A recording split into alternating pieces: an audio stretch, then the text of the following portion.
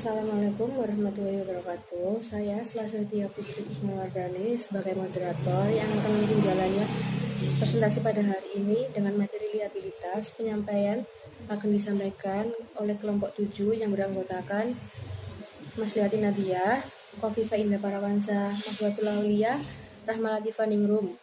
Kepada pemateri dipersilahkan. Assalamualaikum warahmatullahi wabarakatuh. Perkenalkan, nama saya Mahfudatul Aulia, NIM 1816000141. Definisi kewajiban. Menurut SAK Atap yang diatur oleh IAI tentang kewajiban diestimasi dan kontingensi.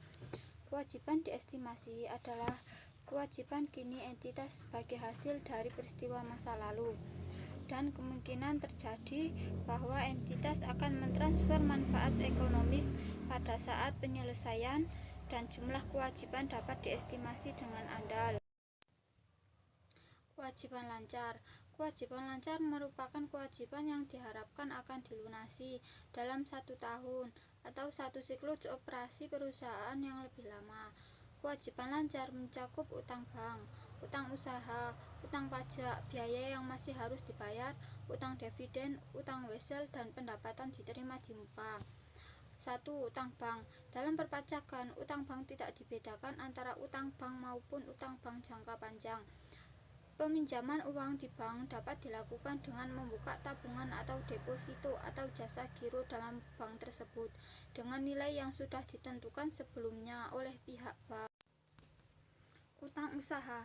Pihak yang mempunyai hubungan istimewa. Utang usaha dalam pihak yang mempunyai hubungan istimewa merupakan saldo dari transaksi yang dilakukan dengan pihak bank di mana perusahaan mempunyai hubungan istimewa.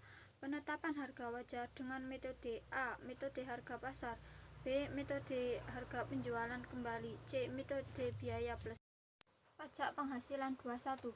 Penghasilan pegawai tetap yang dipotong pajak setiap bulan adalah jumlah penghasilan bruto setelah dikurangi dengan biaya jabatan, iuran pensiun yang dibayar sendiri oleh pegawai termasuk THT atau JHT yang dibayar sendiri oleh pegawai, dan penghasilan tidak kena pajak atau PTKP. Besarnya biaya jabatan maksimal mulai tahun 2009 sebesar Rp 500.000 per bulan atau Rp 6 juta per tahun. Sedangkan sebelum tahun 2009 besarnya biaya jabatan maksimal adalah Rp 108 per bulan atau 1.296 per tahun. Pajak penghasilan 21. Besarnya PTKP dalam rupiah meliputi WP sendiri, tambahan untuk WP kawin, tambahan untuk penghasilan istri digabung, tanggungan maksimal 3 orang, berlaku minimal. Untuk UU nomor 17 tahun 2000, WP sendiri sebesar 2.880.000, tambahan untuk WP kawin sebesar 1.440.000, tambahan untuk penghasilan istri digabung sebesar 2.880.000, tanggungan maksimal 3 orang sebesar 1.440.000, berlaku mulai 1 Januari 2001 dan seterusnya. Tarif PPh 21. Tarif PPh terdiri atas 5%, 10%, 15%, 25%, 30%, 35%. Untuk UU nomor 7 tahun 1983 yang tarif PPh 15% di bawah 10 juta, 25% di atas 10 juta sampai dengan 50 juta, dan 35% di atas Rp 50 juta dan seterusnya. Assalamualaikum warahmatullahi wabarakatuh. Perkenalkan, nama saya Mas Liati Nadia, NIM 036. Di sini saya melanjutkan presentasi dari Mahfudatul Aulia. Tarif PPh 21. Penghasilan sehubungan dengan pemutusan hubungan kerja dan penghasilan sehubungan dengan pensiun yang diterima secara sekaligus berupa uang pesangon, uang manfaat pensiun, THT, JHT, dan pembayaran lain sejenis dikenakan pemotongan PPh 21 yang bersifat final. Hal ini diatur dalam PP 68 tahun 2009 JO PMK 16 atau PMK 03/2010 adalah sebagai berikut. Uang pesangon sampai dengan 50 juta, uang manfaat pensiun, THT atau JHT sampai dengan 50 juta, tarif PPh-nya 0%. Uang pesangon 50 juta sampai dengan 100 juta, uang manfaat pensiun, THT atau JHT di atas 50 juta, tarif PPh-nya 5%. Uang pesangon 100 juta sampai dengan 500 juta, tarif PPh-nya 15%. uang pesangon di atas 500 juta, tarif PPh-nya 25%. Rumus untuk menghitung PPh 21 untuk pegawai tidak tetap yaitu sebagai berikut. PPh 21 sama dengan tarif pasal 17 UU PPh dikali dasar pengenaan pajak. Mekanisme pembayaran besaran penghasilan 1 dibayar bulanan. Rumusnya tarif pasal 17 dikali PHKP. Jumlah 1 bulan kurang dari 2.025.000. Penghasilan sehari kurang dari 200.000. 5% dikali penghasilan bruto dikurangi 200.000. Penghasilan sehari lebih dari 200.000. 5% dikali penghasilan bruto dikurangi 200.000. Jumlah 1 bulan lebih dari 2.025.000. Penghasilan sehari kurang dari 200.000. 5% dikali penghasilan bruto dikurangi PTKP sebenarnya dibagi 360. Penghasilan sehari lebih dari 200.000. 5% dikali penghasilan bruto dikurangi PTKP sebenarnya dibagi 360. Jumlah 1 bulan lebih dari 7 juta. Tarif pasal 17 dikali PHKP disetahunkan. Pajak penghasilan 23. Utang PPh 23 merupakan PPh 23 yang telah dipotong oleh pihak yang membayarkan meskipun belum disetorkan ke kas negara pada akhir bulan pemotongan. Tarif WP yang tidak memiliki NPWP lebih tinggi 100% daripada tarif yang diterapkan terhadap WP yang dapat menunjukkan NPWP. 1. Dividen. Berdasarkan UU PPh nomor 36 tahun 2008 pasal 17 ayat 2C, dividen dikenakan pajak adalah dividen yang diterima oleh orang pribadi dengan tarif sebesar 10% bersifat final. Dividen yang dibagikan berasal dari cadangan saldo laba dan kepemilikan saham paling rendah 25% dari jumlah modal saham. Bunga yang bukan merupakan objek PPh adalah bunga yang diterima bank karena dimasukkan sebagai penghasilan bank.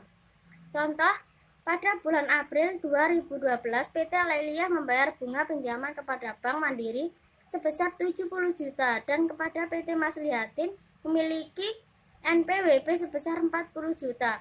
PPh 23 yang harus dipotong disetorkan dan dilaporkan bunga ke Bank Mandiri tidak dipotong PPh 23 karena bunga yang diterima bank bukanlah objek PPh 23.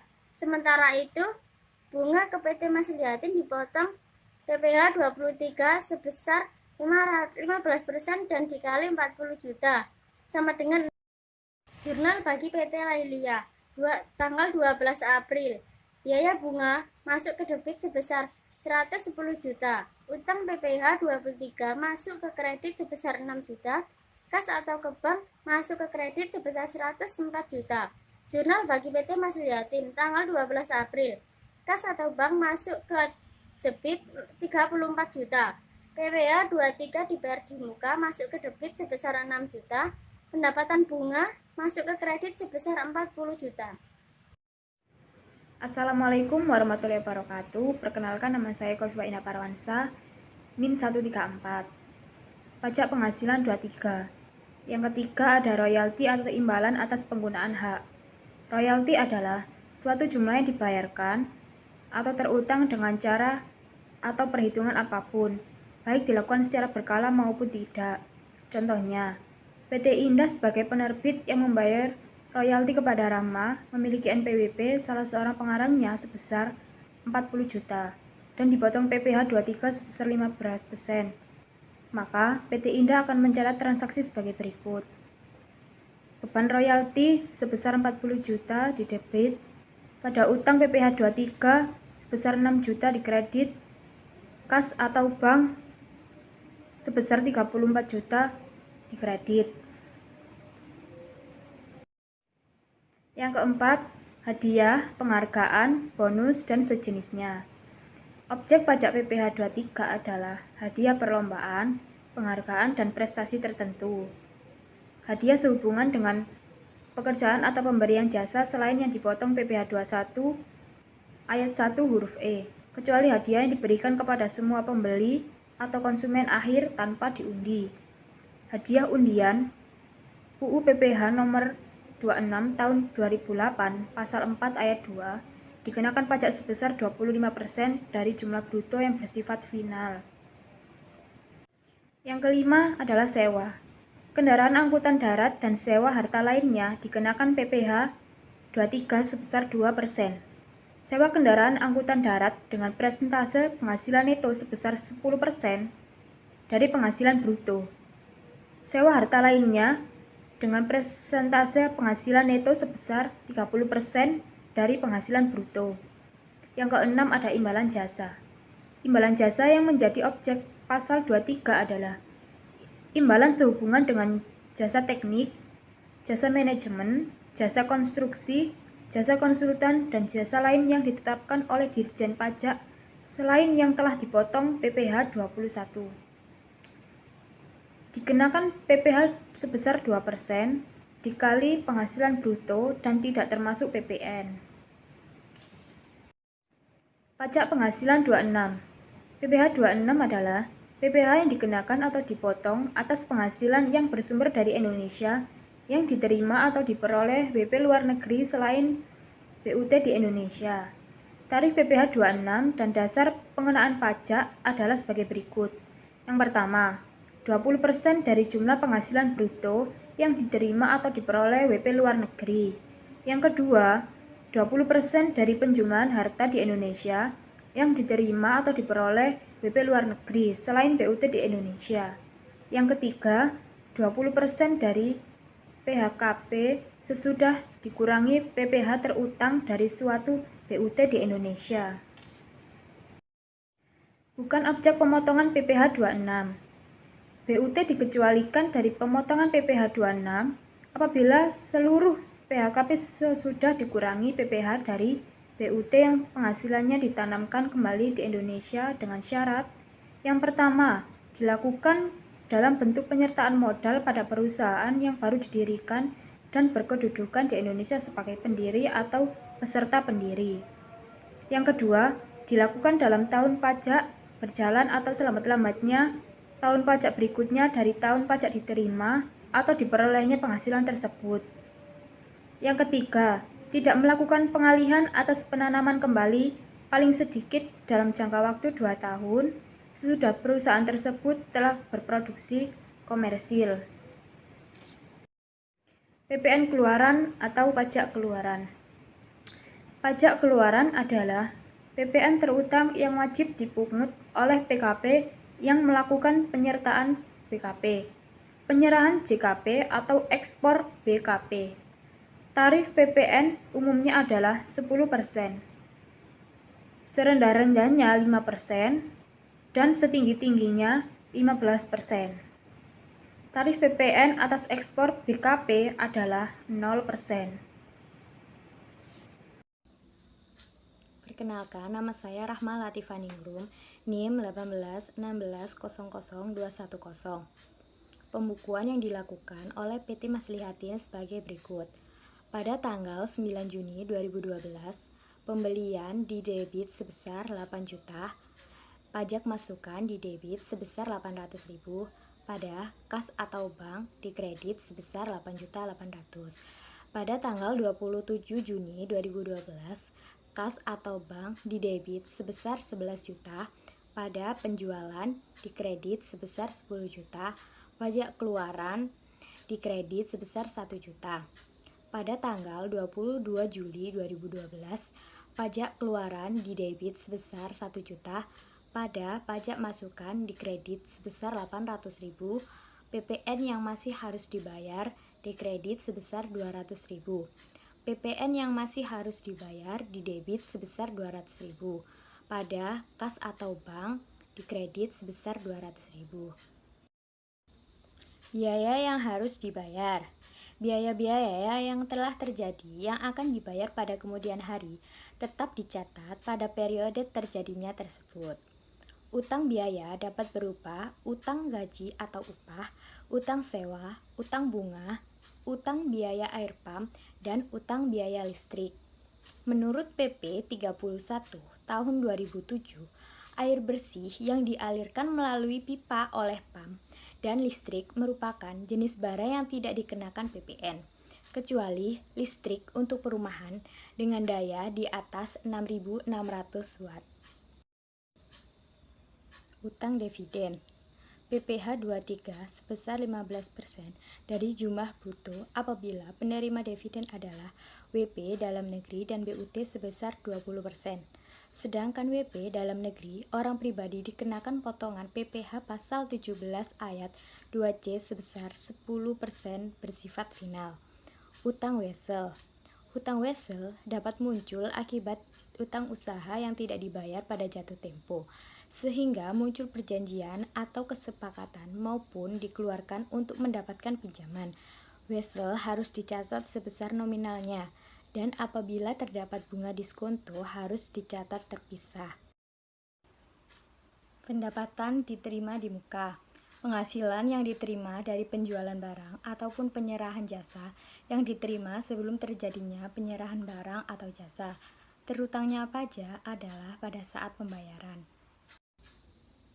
Kewajiban tidak lancar. Utang obligasi. Bunga dari obligasi dengan kupon sebesar 1. 15% bagi WP dalam negeri dan BUT. 2. 20% berdasarkan persetujuan penghindaran pajak berganda atau P3B yang berlaku bagi WP luar negeri selain BUT. Diskonto dari obligasi dengan kupon sebesar 1. 15% bagi WP dalam negeri dan BUT. 2. 20% berdasarkan P3B yang berlaku bagi WP luar negeri selain BUT. Diskonto dari obligasi tanpa bunga sebesar 1. 15% bagi WP dalam negeri dan BUT. 2. 20% berdasarkan P3B yang berlaku bagi WP luar negeri selain BUT. Utang hipotek. Utang hipotek pada umumnya hampir sama dengan obligasi, tetapi utang hipotek tidak memiliki agio maupun diskonto. Pinjaman hipotek, terutama untuk pembelian tanah dan bangunan, umumnya merupakan pinjaman dengan beban bunga tetap dan ditutup pada waktu yang lama. Biaya penutupan hipotek umumnya langsung merupakan beban pada periode tersebut. Di sini saya akan membacakan kesimpulan dari presentasi kelompok 7. Liabilitas menurut SAK ETA-AP yang diatur oleh IAI 2019-8994 tentang kewajiban diestimasi dan kontingensi. Kewajiban diestimasi adalah kewajiban kini entitas sebagai hasil dari peristiwa masa lalu dan kemungkinan terjadi bahwa entitas akan mentransfer manfaat ekonomis pada saat penyelesaian, dan jumlah kewajiban dapat diestimasi dengan andal. Sedangkan kewajiban kontingensi merupakan kewajiban potensial yang belum pasti atau kewajiban kini yang tidak diakui. Entitas tidak boleh mengakui kewajiban dan kontingensi sebagai kewajiban. Kewajiban menurut waktu penyelesaiannya dapat dikelompokkan menjadi dua, yakni kewajiban lancar dan kewajiban tidak lancar. Kewajiban lancar merupakan kewajiban yang diharapkan akan dilunasi dalam 1 tahun atau 1 siklus operasi normal perusahaan yang lebih lama. Kewajiban lancar mencakup utang bank, utang usaha, utang pajak, biaya yang harus dibayar, utang dividen, utang wesel, dan pendapat diterima di muka. Kewajiban tidak lancar adalah utang yang jatuh temponya lebih dari 1 tahun, buku dan sumber pembiayaannya tidak diambil dari aset lancar. Kewajiban tidak lancar mencakup utang atau obligasi dan utang hipotek. Sekian dari presentasi pada hari ini. Terima kasih. Assalamualaikum warahmatullahi wabarakatuh.